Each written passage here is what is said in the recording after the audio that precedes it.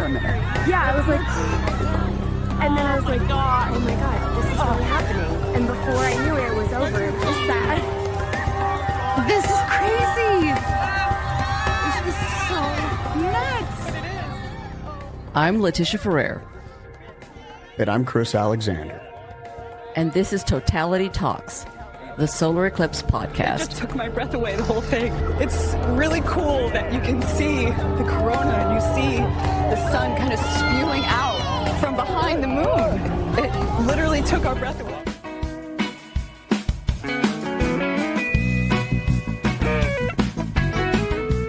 Welcome back to Totality Talks. In this episode, we have astronomer and eclipse guide from AstroTrails UK, Nick James. Let's jump right in. Hey, yeah, Nick James, welcome. Thank you. Thank you very much. Pleased to be here and happy 4th of July. Hey, thank you. You're So tight. I'm just going to do a quick intro of what I know. I've traveled with Nick James several times with AstroTrails. He'd been on several of the tours with AstroTrails, most famously the COVID one, where we Oh, God, actually that was made amazing. it there. We were the crazy people risking our Right. lives to see a total solar eclipse. So Nick was part of the group that made that happen, for which I am forever grateful, because I still have my streak of every eclipse since 1998. Or an attempt to see every eclipse since 1998. That was an incredible eclipse. I remember that, traveling around doing COVID tests, worrying that if anything turned out positive, you'd end up being stuck in Argentina for 6 months or something. But it Wouldn't was that be so bad? fantastic. Not really. It was really nice. Where we were, it was really good. But Yeah. that was really AstroTrails really doing an amazing job of getting us in. So can you tell us a little bit of how they managed that? Because that was a lot of, they were talking to the State Department, they were talking to Argentina. Yeah, so there was a lot of backroom deals going on there. I mean, it started off as just a normal eclipse trip, so hundreds and hundreds of people on it. Then it got to the point when COVID started, because the eclipse was in December 2020, and so that, COVID started around March, didn't it, in 2020. So Right. basically it went through a period when it looked like we weren't going to be able to travel. But Brian and Julie, who are the heads of AstroTrails, just don't give up. And they had contacts with various people on the ground through their local agents. And we managed to get a license. And I think there were only 2 of these issued for us to go in as an educational trip. It was very educational.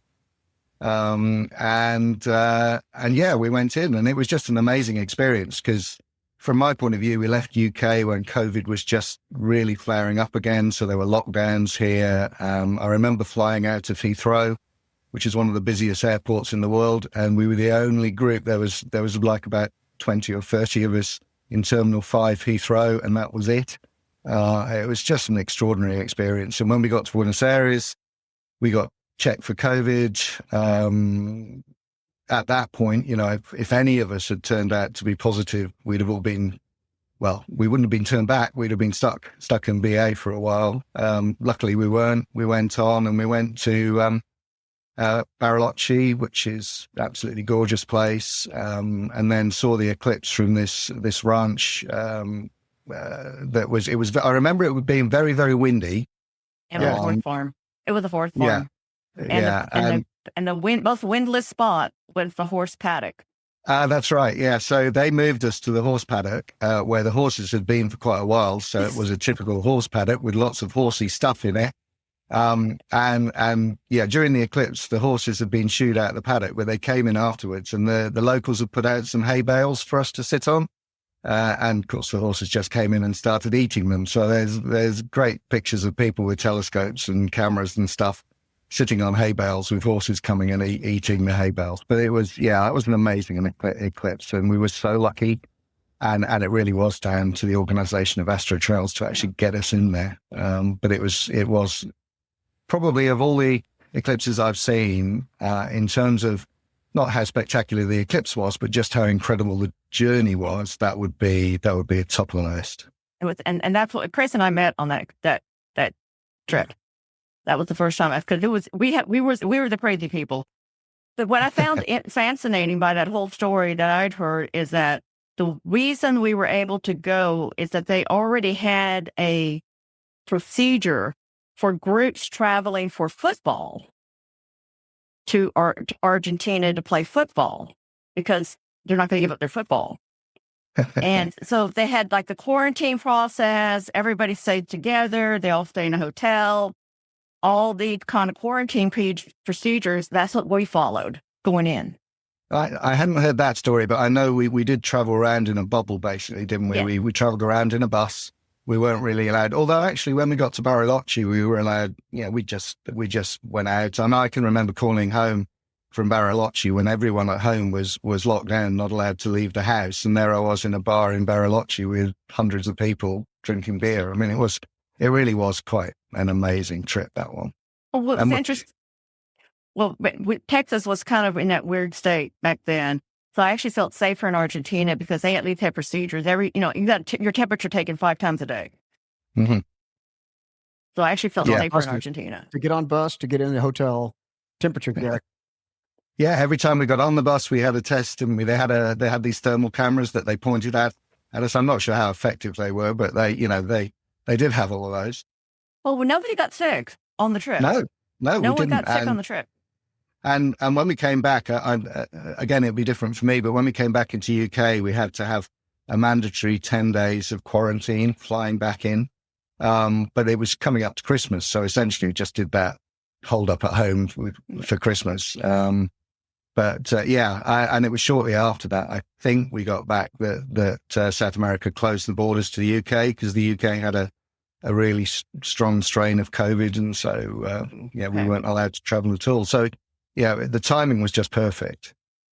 The eclipse itself was spectacular. We had those high clouds that we were kind of worried about, and they whisked off.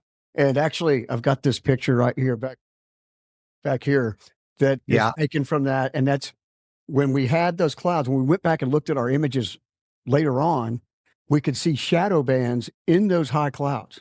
Yeah. And that was amazing, seeing the shadow bands in the clouds. And I think it was Andreas Miller that pointed that out. He's like, saturate or, turn up your clarity, and they all pop out. And so it's my favorite ones. And we did have amazing shadow band on the ground. On the ground. We had amazing shadow bands on the ground. Yeah. I mean, it was like all eclipses, total eclipses, the experience is just overwhelming, but it was a beautiful one. And I've got some GoPro video of it where you see those clouds go across, and then as they clear, you see the kind of rainbow colors in the clouds, and then the beautiful corona. So yeah, it was an amazing. I remember that trip, for so many reasons. The actual, just the experience of traveling, but the eclipse was fantastic too. Yeah. Venus popped out real early. Yeah. And 10 minutes before, like great view of Venus, and that wind was something else. That was yeah, that was good. I think it was that one that there was a comet as well. Andreas got during the totality, and then there was another bright comet as well there. So there's always something about an eclipse, isn't there? And that one just was just something else. It really was.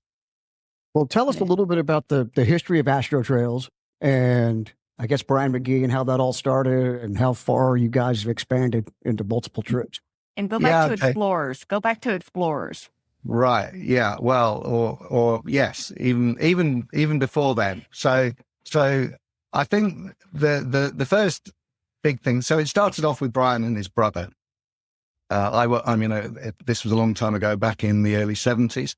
And I think the first big thing they did was the Monte Umbi trip for the 1973 eclipse, which was the long Saros eclipse in 1973, where they basically had a ship off the coast of Africa to go and see that eclipse. And that was, there's an old film you can find on YouTube of that. And it's basically, it was mainly in those days Brits doing it. So it was a British company. It was mainly Brits. It had Patrick Moore, who's very famous British astronomer of those days, on board the ship, and lots of stuff went on, and they got to see the eclipse. And there are people around you meet when you travel to go and see eclipses who were on that Monte Umbi ship, and it's kind of like the the sort of almost rite of passage of eclipse chasers to be on that ship. If you were on that ship, you really were a proper eclipse chaser. Well, that was the Saros 136, which that was the first eclipse I saw in 1991. Yeah, so we'll come to 91 in a minute, which is my first eclipse as well, but I didn't see it, and I blame the weather in Hawaii for that. Yeah. But we'll come to that one. But yeah, so it's that Saros, which is the Saros, of course, next year for the long eclipse that we have. Which we're all, I'm sure, going to be going to. So that's kind of where it all started. But of course, in those days, travel was, we kind of forget these days how much travel we do and how relatively easy travel is. And in those days, it was much more difficult. And so it kind of, there was that, but then they developed into running eclipse trips, but they were still quite small scale operations, and they were still mainly UK based operations. And then, the first one that I went on as a guest on that trip was the 91 one to Hawaii. So I'd saved up all my money. That was, again, going to be a long eclipse. It was going to be, I was really looking forward to it. I mean, it was a vast amount of money in those days. And unfortunately got to Hawaii. We landed at Hilo. So you could be both sides of Hawaii. We were actually at Kona. I think we ended up at Kona, which was on the dry western side, isn't it? Yeah, it's on the dry side. Yeah, it's on the side that Sky and Telescope said was the optimum side to view the eclipse. But unfortunately, we didn't see it because there was a lot of cloud, both coming up to eclipse day and on eclipse day.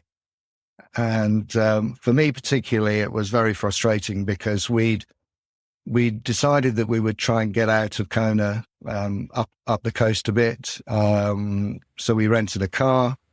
We drove up the coast and we didn't see it. We got back to the hotel where a few people had stayed and they'd seen the eclipse miraculously through a hole in the cloud. So, and this was my first attempt to see a total eclipse. So you can imagine I was a little bit, disappointed. Yeah.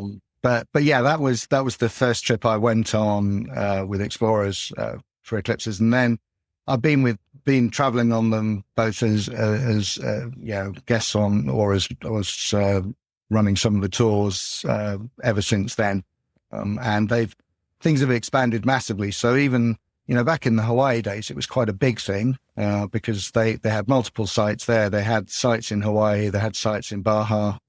So they were starting to run really big programs with Brian. And Brian is, if you've ever met Brian, he's an amazing character. I've seen him in the middle of the Libyan desert negotiating with people who've got, AK-47s and he won't back down. He's a guy, if you're traveling anywhere and you're in some kind of place in the world where you need somebody who's going to do that, he's your man. So he's run it pretty much since then. He now shares it with Julie, who has got a similar kind of attitude and is again very, very good at negotiating with people, and particularly for the eclipse that's coming up in Egypt. She's an Egyptologist as well, so she knows how to do. Yeah, she knows how to deal with people in Egypt and how to get the best out of them. So, yeah, and it's just really expanded now. So, originally in the early days, it was real eclipse geeks you'd get on these eclipse trips. Now it's people who are doing it as part of one of their 100 things to do kind of list. And there's a whole range of people, but the traveling is still great fun because you generally, and you tend to go to places you wouldn't otherwise go to. We've been to all sorts of places, been to African countries. We met the president of Uganda once on one of the trips. We've been to Libya and places you wouldn't go these days. But and that's what eclipse chasing does. It gives you the opportunity to go to places you wouldn't otherwise go. I met explorers in 2002, and I joined you guys for the 2002 eclipse. And then we took the train up to Alice Springs with you. Yeah. I remember that was a great eclipse. So you saw it from Woomera, was it? Yeah. Yeah. I mean, again, that was another amazing example of a site that you never go to, right in the center of Australia, this old rocket launching base that Brian persuaded them to kind of reactivate the old hotel there so that we had a place to stay, and a great eclipse that was. Again, a very windy eclipse, I remember. Yeah. Sun very low down. It set in partial phase after totality. Yeah. But yeah, that was amazing. That was an amazing trip. And I love the trip. We went all the way up to Alice Springs and came back with you guys. We took the train with you guys all the way up to Alice Springs and one of the side trips. Yeah. And that was just great. That was just a great, beautiful trip. I remember we managed to drink the bar dry on that train, which was one of the issues we had. They had to stop somewhere and restop. But, eclipse chasers can do that. Yeah. Especially after an eclipse. Yeah. Just before we're staying sober so we can get everything in. And then after that, we're partying. Yeah. Definitely. Well, you guys do so many itineraries per eclipses. Why don't you take us through that kind of planning? How do you decide where to go, and do you just split the land and the sea, and how does that process happen? Yeah, I mean, part of that again. So I'm involved from the point of view of checking out the sites and checking out the characteristics of the eclipse and the sites and that kind of thing.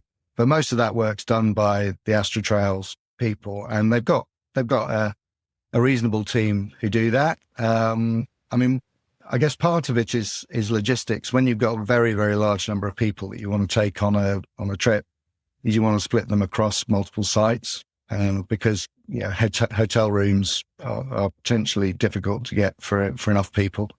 But also, I think it offers people the opportunity to choose places that they'd be interested in going and different experiences. So if you look at the one that's coming up for the one in next year, the long eclipse over Egypt, there's a number of different options there.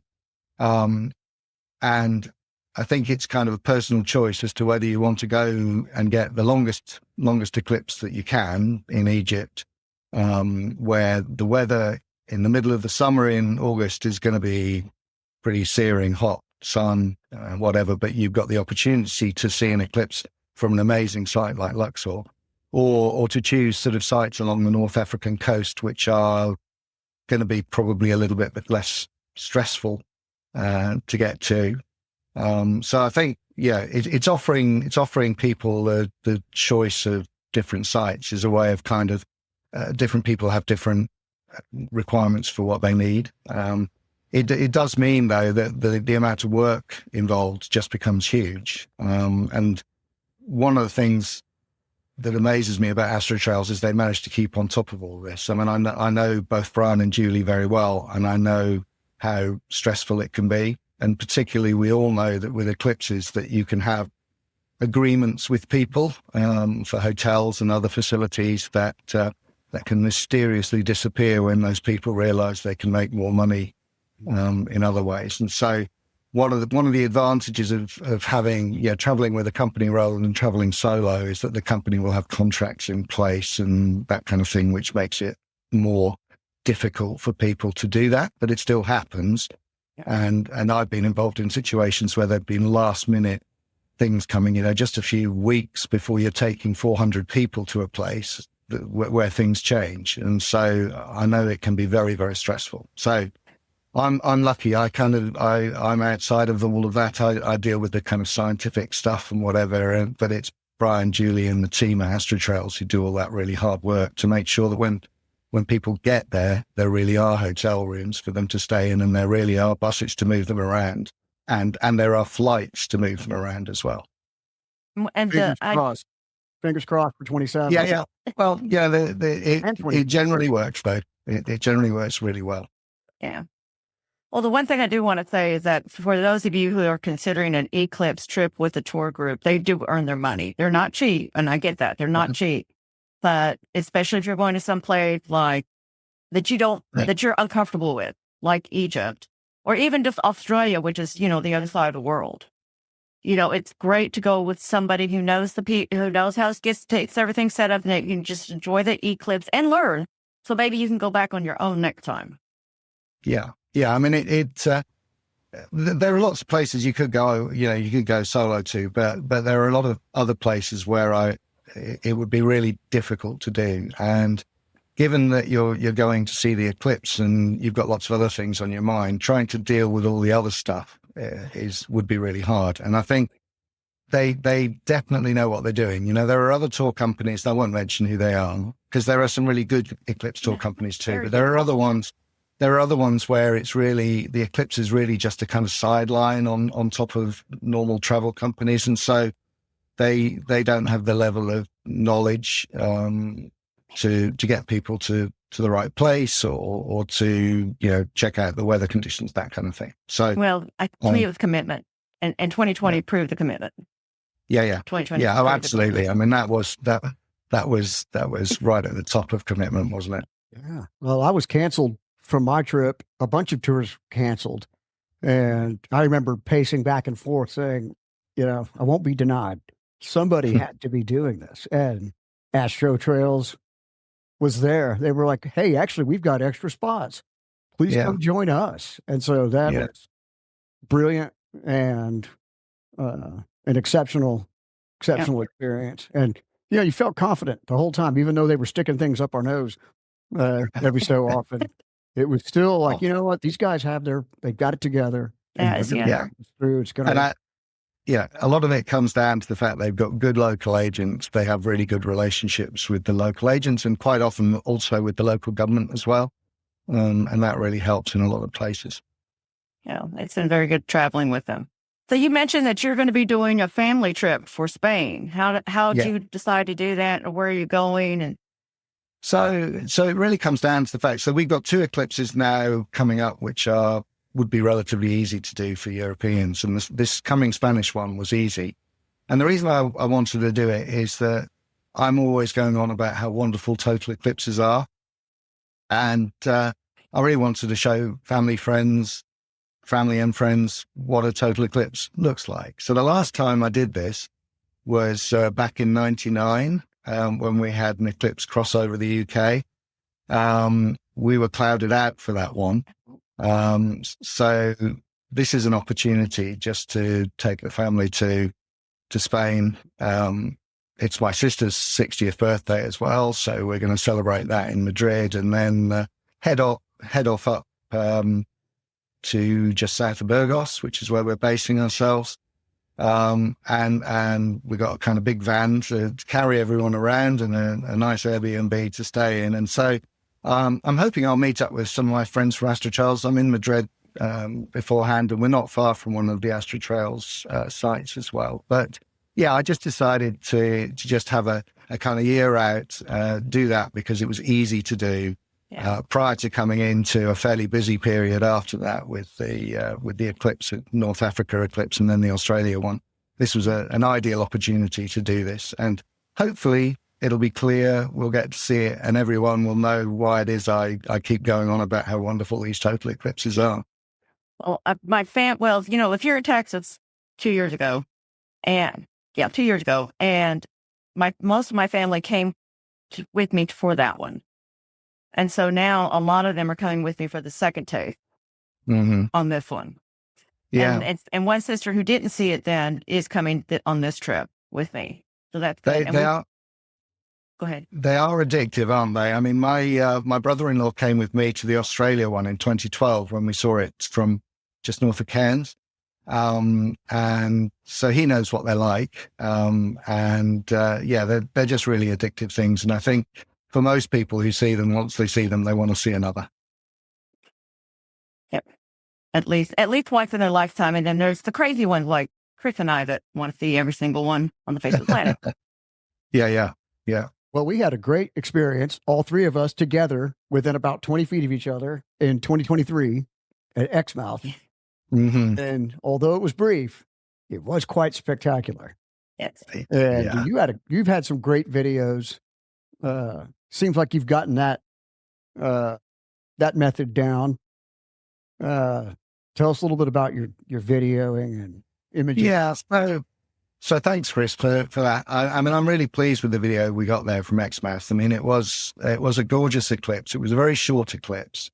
So that meant that we actually got to see prominences all the way around. But it was beautiful. And I always say to people, because I know there are some people who are just amazing photographers, and you mentioned Andreas earlier. He's an example of that. But for me, I don't want all the hassle of doing kind of still photography. So I've always done video. And the technology of video has advanced so much now that most cameras, so mirrorless cameras, can do really high quality 4K video. And from my perspective, I think video gives you a much better impression of what an eclipse is like than stills do. Because you've got the audio there as well, and people whooping and cheering in the background, and you've got the video. And because the technology has now come along, you can get sort of similar resolution with video that you can with stills now. And and to me, it's just much easier to do. You can set it running.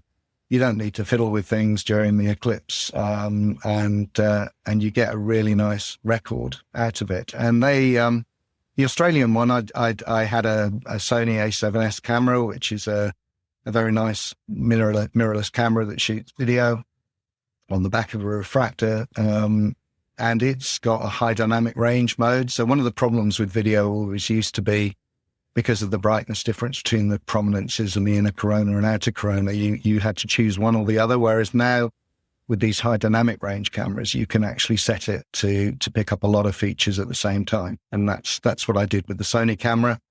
And then I also just had a GoPro sitting on a little tripod behind. So you get a mixture of wide angle and narrow angle.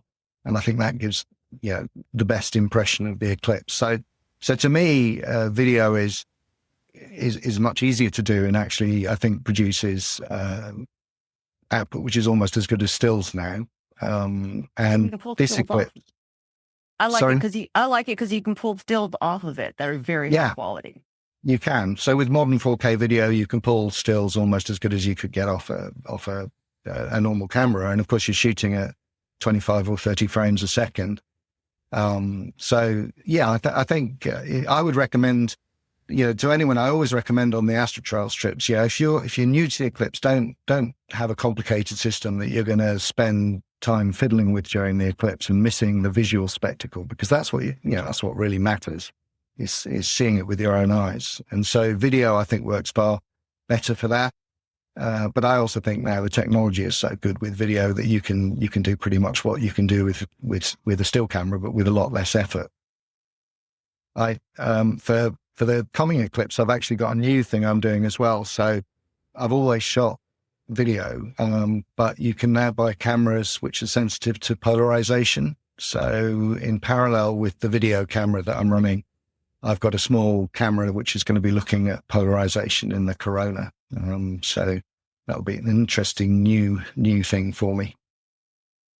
That's fascinating, because I was part of the Kate thing, and they were doing polarization. That's the whole new thing that they were doing with the solar eclipse, doing that whole line of eclipse pictures of everybody along the line, and they were doing the polarization. So I didn't realize we could do polarization video at a consumer level. Yeah. So the first I saw of that was actually in Exmouth in 2023 when the Southwest University guys were there. And I spoke to Pat? them. Yeah, I think that's right. I spoke to them, and there is a camera you can buy, which is, so the camera they got was a more professional one, but there's a lower cost camera you can buy, which I've got, which has got a Sony sensor in it, which is sensitive to linear polarization. So you can effectively see the different polarizations in the corona. So I've got that rigged up to go. It's on a side-by-side mounting with my video camera, and I'll be using that in Spain if I get clear skies, seeing what the result is. It's the first time I've done it, and the trouble with eclipses is it's very difficult to practice before the event. So I've got what I think is the right exposure, and but it'll just run, and I'll see what I'll get, and hopefully it'll be a good practice for next year when we've got a much longer eclipse. Hope so. I hope so, because I have a funny feeling I'm going to be telling my husband about this, and we'll be having one of those for the 27th. Well, I can tell you, I can tell you what the camera number is if you want to buy one. Yeah, all right. We can talk about it later. See which one it is, because I don't want him doing anything else now. Right now, he's got that set up over here in the dining room right now and getting everything all together, lined up what he needs to take and everything else. We're not messing with that. Yeah, but maybe next year. Yeah. How do you try to practice that? Full moon? Is that even remote? Yeah. So, yeah, it's a good point, actually. So I do use full moon to get the exposure because the inner corona is about the same brightness as the full moon. So I've used that to kind of work out pretty much what exposure to use. And unlike the video camera, which I can actually adjust the exposure through the eclipse just with a little hand controller, this thing has got to be on a fixed exposure through the eclipse just because of the way it's set up. So I'm gonna set it up to that and just keep my fingers crossed and hope that it works. You have you've led some dark sky evening viewings. I'm curious if you've got anything planned for the meteor shower coming up after the totality of that knowledge. Yeah. So again, because I'm with a family, not on AstroTrails this time, but yeah, sure. We will no doubt be having probably a meteor shower barbecue or something in the evening of the 12th, because it's the peak of the Perseids, which is the second best meteor shower of the year. So a really good meteor shower. And of course, it being the day of the total eclipse, it's new moon. So the sky will be nice and dark. So, yeah, I'm sure a lot of people will be doing that the night after the eclipse. Yeah, I'm looking forward to if I can stay up that late. But by that time, I should be staying hours adapted and staying up till all hours of the night, being able to stay up for it. Yeah. I mean, so one of the nice things for me being on this family trip rather than with AstroTrails is I've had situations before where we've kind of had the eclipse late one day, and then you've got an early flight out of an airport the next morning. In this case, I don't have that. So I've got the opportunity to just relax in the evening, which is going to be nice. Yeah. Well, we're taking the train out the next day, and I'm probably going to book it, check out late as late as possible and then take the train into Barcelona. Yeah. That's a great place. Yeah. And we're going to actually see it from Daroca, near Daroca, between Saragossa and Torreón. There's pretty good sight line of the horizon without the mountains in the way. And I was successful 2 out of 3 times seeing the horizon somewhere along that path. So I'm trying to, it's kind of more towards the Torreón airport. But over Torreón airport all the way to Saragossa, it's got pretty good sight lines. That's good. I mean, we all have to keep fingers crossed for the weather because it's low down in the evening, and particularly where I am, there's quite often thunderstorms in the evening. So it's going to be a bit probably a bit stressful possibly. But I like low down eclipses. The visually, I think totality when it's near the horizon is much more spectacular than when it's high in the sky. And I've seen a few where the sun's been low down at totality and the visual view is really striking. So I'm hoping for that. So the 2010 one, I was in Argentina, in Patagonia, and that one was a very low one, just above the horizon of the mountains. And I got that beautiful shadow effect of it coming across over the eclipse, and it was beautiful. That was back that was 2010. I was one of the first people who got their video up. Yeah. And lots of people stole it. Yeah. Yeah. Well, that's the internet, isn't it? But it's just seeing that tunnel of shadow when the sun is low down. Also, I think it's just a bit like the kind of illusion you get when the moon's low to the horizon and everything looks bigger.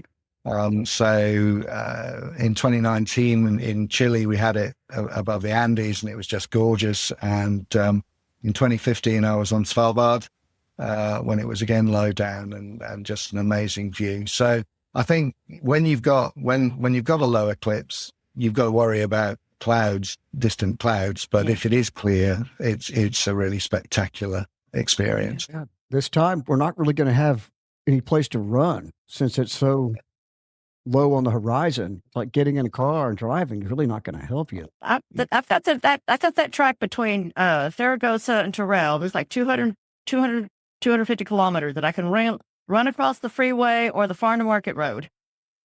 Yeah. Yeah, I think it is. Again, it's going to be a matter of looking at the weather on the day, because you may find that the clouds are going to be distant, but you can move around them almost. And so we're certainly going to be keeping an eye on the weather. Yeah. But, ultimately a thing about watching eclipses is you can try as hard as you possibly can, but in the end, all it takes is one cloud in the wrong place at the wrong time. Yeah. Yeah. Or it could take one person. So you mentioned 2019. That was my first traveling out of the country to see a total. And that's where I met you, Nick. We were on the back row against that fence. It was Argentina. And some people, locals, were running along that road right before totality. I remember Nick trying to tell these people in English who didn't speak English, don't run, but get down. Yeah. I learned the Spanish for sit down, please. And they were looking. I'm not sure I said please, actually, but yeah. It's. There's always that problem. I mean, I think it's always a thing about it's great to have some of the local people with you for an eclipse, because you get to see how just excited, because they've got no idea what to expect. Those of us who've seen an eclipse know what it is. We still get very excited, but we know what to expect. But for people who've not seen one before, it's just amazing being with them. So there's that balance between having local people around and experiencing that, but then the kind of distractions that they can cause and jumping up and down and whatnot. And because it was a low eclipse, and all our cameras along that back row were kind of pointed down towards the horizon, I think I did get slightly noisy. Well, you kept the drone out of the sky from one news agency. I will not mention it.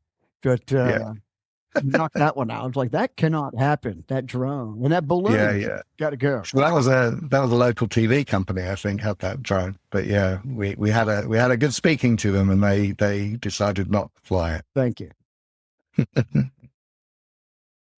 Yeah, that was a beautiful one. I'm looking at an image of it right now from that. And then the sun setting behind the Andes in partial. Yeah. We kind of got the horns in a sense. Yeah, that's right. I mean, of course, this one coming up in August, the sun will set in partial eclipse from where we are in Spain as well. But you're not going to get the same kind of horn effect. It won't set that way. But it's always great to see a partially eclipsed sun setting after a total eclipse. Well, we've got an interview lined up with the Perseid elements people, and we're just noticing that there'll be a lot of mountains that you have to worry about. Yeah. For viewing this and shadows. And it's like, you won't be able to see totality if you're in this position. And I was kind of surprised, but do you go through that when you're picking locations? I know you're. Absolutely. I mean, things are much easier these days. It used to be that you actually had to go to a site maybe the year before or something and sketch it out. These days with Google Earth and all of the topographic maps that you can get on site. I mean, there's a great site, can't remember what it's called, which will actually generate the horizon for you from any particular location. So obviously when the sun's low down, you have to be really careful about that. But there are ways of doing it now using tools on the internet, which are, you can give you a really high confidence. Because the worst thing would be setting up all your stuff and then the sun set behind a mountain just before totality came along. And that has happened to people. And, it's bad enough when it's just you, but if you're leading a group of people, there'll be a lot of very angry customers if that happened. It's a big risk. Well, it's not a risk if you're careful beforehand, I think. I mean, we can't do anything about the weather, but we can do stuff about mountains. Making sure that, we were talking to someone else who is actually on a cruise, but the cruise guy is not committed to the eclipse. And he's actually leaving the cruise to go catch a plane to go see the eclipse and then come back to the cruise. Yeah. I mean, there are plenty of stories out there about people who book cruises from cruise companies who are supposedly doing eclipse cruises, but who are basically just cruise companies that happen to have ships nearby. And there have been several occasions when those haven't worked out particularly well because the ship hasn't been in the right place. If I was going to go on a cruise to see an eclipse, I'd want to make sure that the people running it actually were doing it as an eclipse thing and not just something on the side. Yeah, I agree with you. I agree. And I've been on several of them like that. I mean, there's the 2012, I was actually on a diving cruise. And the owner of went on the ship, and he wanted to see the eclipse. So he had his position on his nice little K and everything. We knew exactly where we were going to be. Yeah. And then what other ones? I did the tour 2005. There was one from Tahiti, and then the one that came from the Galapagos to see the 2005, which is another 30-second eclipse full of people that were crazy. Yeah. I mean, as long as you've got either somebody on board the ship who really knows what they're doing and can make sure that the captain really does get it to the right place, or the company who's selling the trip is doing it because it's an eclipse trip, then they're generally okay. But I mean, I always think, from my perspective, seeing an eclipse from the ground with lots of people around and locals and things is the way to do it, rather than I've never seen an eclipse from an aircraft. It's not something that really would do much for me, I think, and never from a ship either. Well, I have, just because they were hard to get to. I did the 2003 from an aircraft. If you remember back then, Fred Essenek did the one that was on the Russian ice ripper. Yeah. It was 30 days, and the cost for that one was $30,000 for an interior cabin sharing with somebody else. So the option that I ended up with was the flight, and for half that, my husband and I both went on the flight. First class. Yeah. So I got to see the eclipse from a plane, and it was just a much nicer trip than that one. Now, but like 2020, but you were talking about travel changing so much in the last few years. That was 2003, 18 years later when that Saros came back around for 2021. How many cruise boats were out there? 11? Chris? Yeah. There were 11 cruise boats in Antarctica to see that eclipse. And one didn't make it. One got quarantined. And we went out to see, came back 11 days later, and that boat was still sitting in the harbor. Yeah. Hadn't moved. And but our captain was really on board with the guide, and we ran around for 3 days adjusting our position, weather report, adjust position, and got all the way perfect into the great spot, had a great view, and then about 10 minutes before totality, the sea fog came up and blocked everything out. It got dark. We actually got to see partial. We got to see partial. Tiny. It got dark, all right. Darker than it had been since we were so far south. And it was. Yeah. No, I mean, there are occasions like that when it works. And for the eclipse that's just coming up, AstroTrails has got a ship-based option up to the east coast of Greenland, which looks like it's going to be a really good option because the sun's much higher up and the weather prospects looks really good. And I know because it's AstroTrails that the ship will absolutely get to the right place. Well, you mentioned offline some people that were perhaps going to Mallorca. That's a gamble right there. Yeah, so there are those islands at the end of the track for the eclipse next month are really kind of big holiday islands for Europeans, so Mallorca, Ibiza, those kind of islands. And a colleague of mine in work who'd been on eclipses before hadn't actually booked anything, and I was talking to, he's got a young child as well, so kind of traveling's a bit more difficult for him. And he managed to book, I persuaded him, and he's managed to book a hotel on Mallorca. I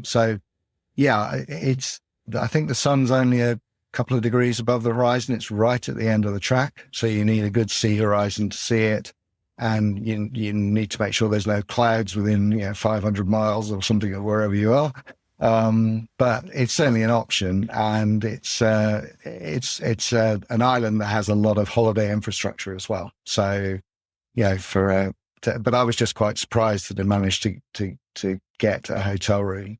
I think the trouble a lot with eclipses is that hotels will kind of hold blocks of rooms, hoping to sell them for more and more money. But then as it gets close to the event, either people cancel, they've maybe booked two rooms when they only need one, and that kind of thing. So stuff does come up.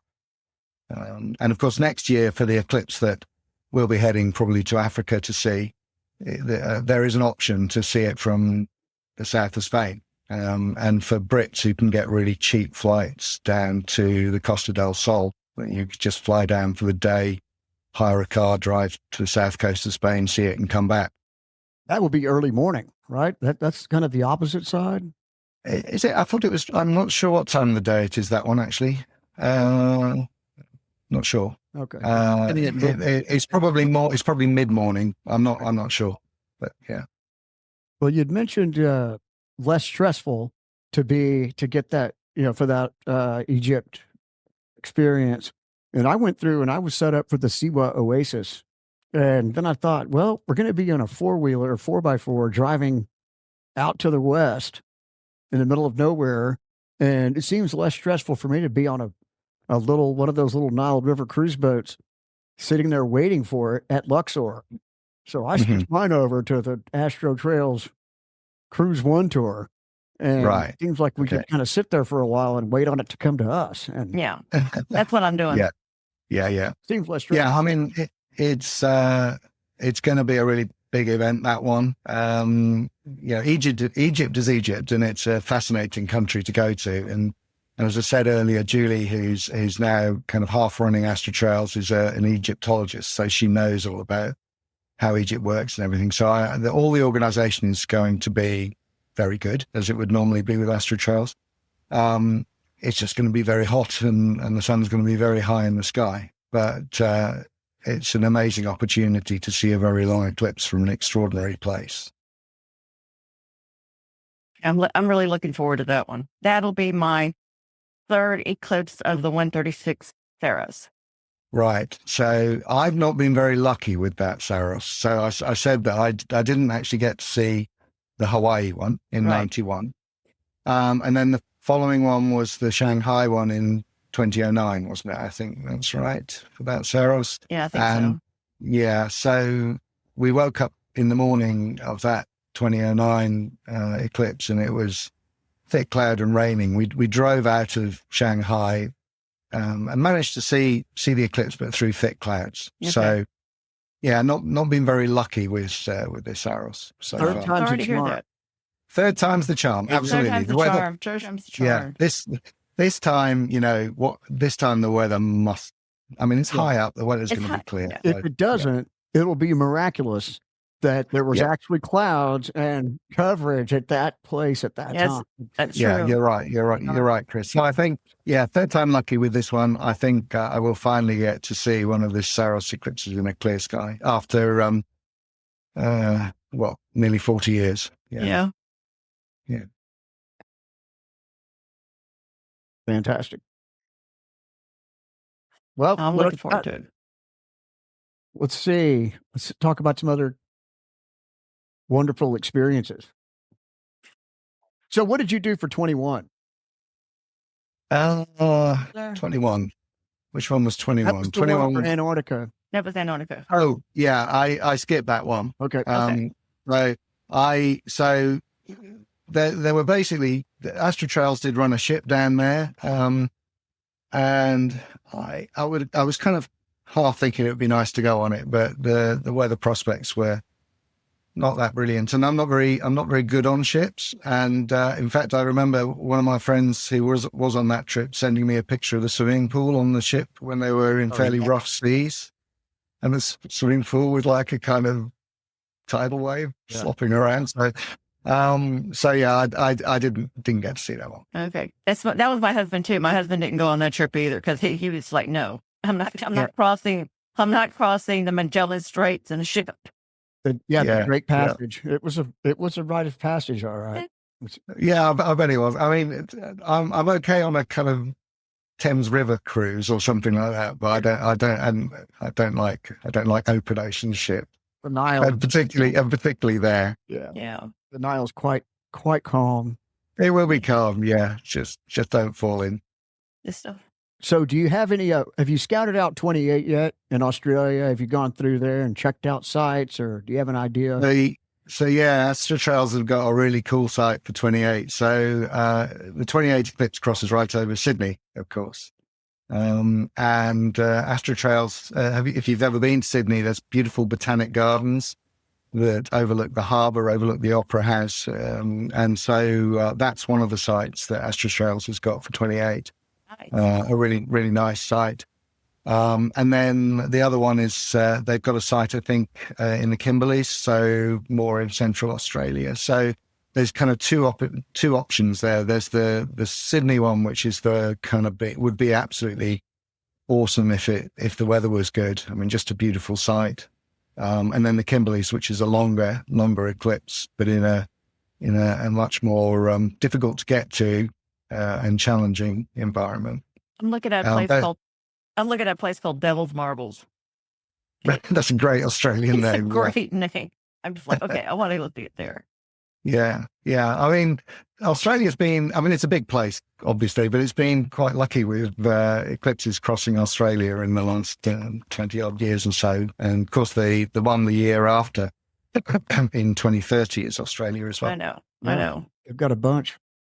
Mm. So, what are the weather prospects? Seems like it's going to be pretty good in the central of Australia. What are we looking at in the Sydney area? Not as good, not as good, but yeah, not too bad either. So I think it's a southern winter, isn't it? It's the 2028 is in July, I think. Yeah. So it's kind of southern winter, and the weather in Sydney is generally pretty good. So I think it's always with these things a choice. You know, if you wanted certainty or near certainty of see it, go for the Kimberleys one. If you want more of a kind of experience, I think the Sydney one. And Sydney's a wonderful city, isn't it? I mean, it's just a great place to visit. Yeah. Yeah, it's beautiful. Yeah. Didn't we all pass through there on the way? Or you probably went just straight to Perth from the UK. I'm curious because Yeah. I was on a direct flight from London to Perth, which is 18 hours on a, whatever it was, 787, I think, or something like that. It was a long flight, but yeah, we where I was, I just flew direct from London to Perth. Yeah, because we flew west from LA. So yeah, flat earthers, eat your heart out. We all met. Yeah, indeed. I guess there aren't many of those in the eclipse community, though. No, I don't think so. It would be the pie in the sky people, right? Yeah. It's with our worst nightmare. Flat earthers' worst nightmare is a total solar eclipse. Yeah, indeed. Yeah, we must have all imagined them. Yeah. What is your success rate? Because I know you mentioned the fact that 136 is a bad zero for you, but what's your normal success rate for all the other ones? How many have you gone for, and how many have you seen? So pretty good, actually. I mean, I've been in the umbra 18 times, and I think there are only 3 occasions when I've been completely clouded out.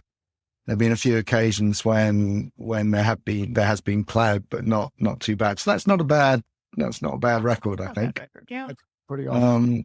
So yeah, the 3 really bad ones were the Hawaii in 91, UK, not surprisingly, in 99, and the Shanghai one, which we did see, but through very thick cloud. So yeah, I'm at 21 and 2 cloud out so far. That's very good. That's really good stats. 2013 and then 2021. Yeah. And then, there have been the ones that haven't been perfect, but which have had all sorts of, so the one in Mexico, we were in Torreón in 24, and there was quite a lot of cloud around before the eclipse, but that kind of thinned out miraculously as totality arrived. it wasn't perfect. The corona was definitely affected by the cloud, but I've never seen the kind of shadow tunnel so vividly as I did at Torreón because of the way that the shadow moved across the cloud. So I think, the thing about total eclipses, we all want clear skies, but even if there's a bit of cloud around, you can see other features. But Like the 2020 we were talking about earlier, where we got the rainbow effect around it. Amazing. And that was just amazing. It was. And that shadow bands on clouds, I've seen a few times. I saw it in 2010 from How I'll Tell in the Pacific. And that was the first time I'd actually videoed it as well. So, shadow bands are pretty amazing things to see at an eclipse, but we all think about seeing them on the ground, but to actually see them projected onto clouds is interesting. And it tells you quite a bit about how shadow bands actually are made. So, that was good. But yeah, if anyone asked me, yes, the cloud effect's great, but if I had to choose, I'd like a perfectly clear sky. Like 2023, that was a perfectly clear sky. Yeah, it was. Even if it was a short eclipse, it was spectacular just because I think because it was such a tight eclipse. Yeah, I think that's it. Short eclipses have a thing all of their own, don't they? Where maybe 30, 40 seconds, but you're seeing all of the prominences, you're seeing all of the inner corona all at once. The long eclipses, not that I've actually seen one yet, but I will next year. You will. Yeah.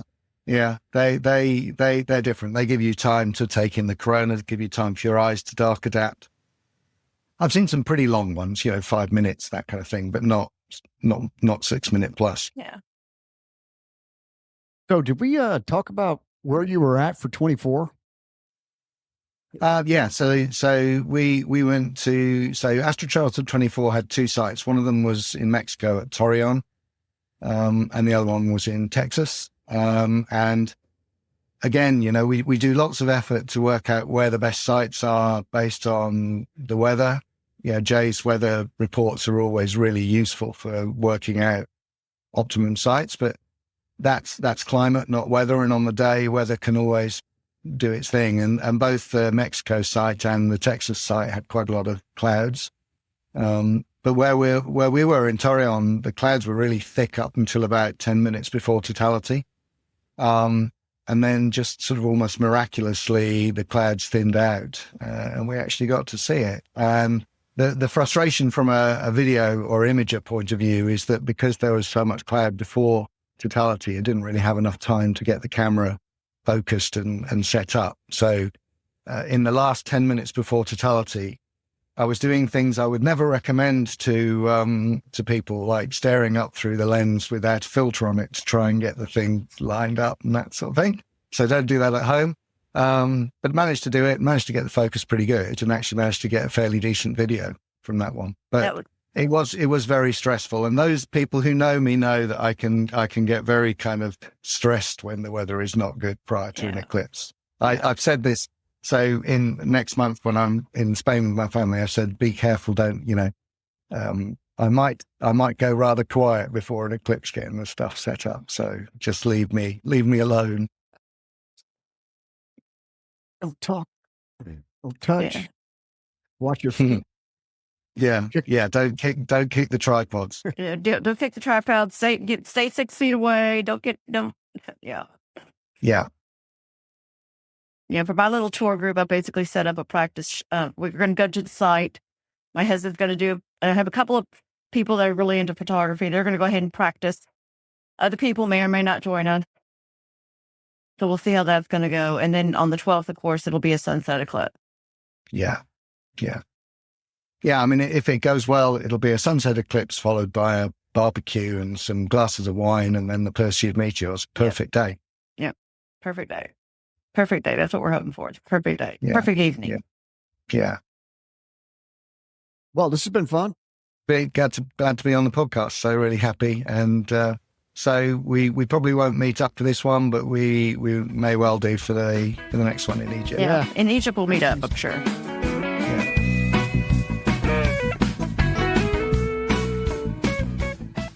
Well, that's it for this episode of Totality Talks. Hope you enjoyed our chat with Nick. In the next episode, we talk to Seva Helgi Bragason. He joins us from Reykjavik, and we talk all things Iceland eclipse. As always, clear skies.